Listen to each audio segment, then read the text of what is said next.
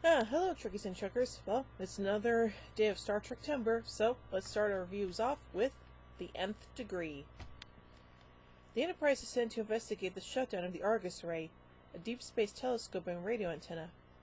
Geordi LaForge and Lieutenant Reginald Barclay take a shuttlecraft to examine the array closely, discovering the presence of an alien probe nearby.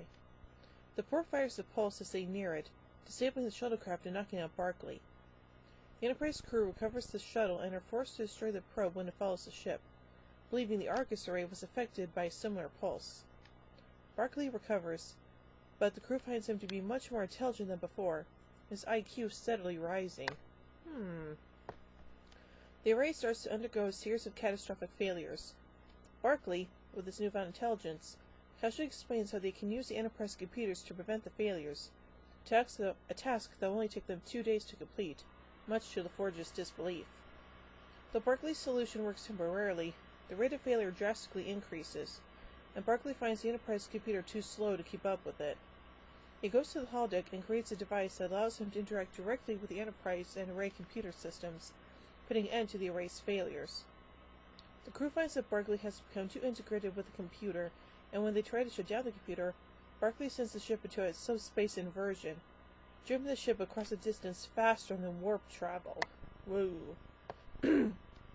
They arrive at the center of the Milky Way galaxy and are met by a representative of a race of beings called the Cytherians, who are far more advanced than humans and find amusement in their bipedal locomotion and hierarchical collective command structure.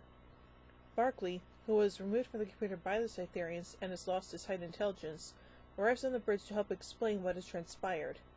The Cytherians are friendly explorers like the Federation, but instead of traveling themselves to meet other races, they instead have launched probes that instill the necessary knowledge into beings to make them come to the Cytherians. The probe mistook the Argus Array shuttlecraft for intelligent beings, and thus caused failures in their systems. The Enterprise stays with the Cytherians for 10 days, exchanging knowledge that will take decades to fully recognize. The Cytherians then return the Enterprise to the Argus Array. Barclay finds himself back to normal, although he keeps the vivid memories of his temporary transformation, and is able to play chess well, even though he has never played chess.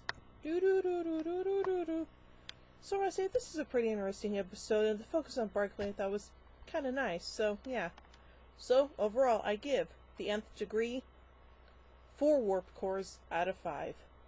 Well, join me soon for another Q episode with Cupid. So, until then, live long and prosper, everybody.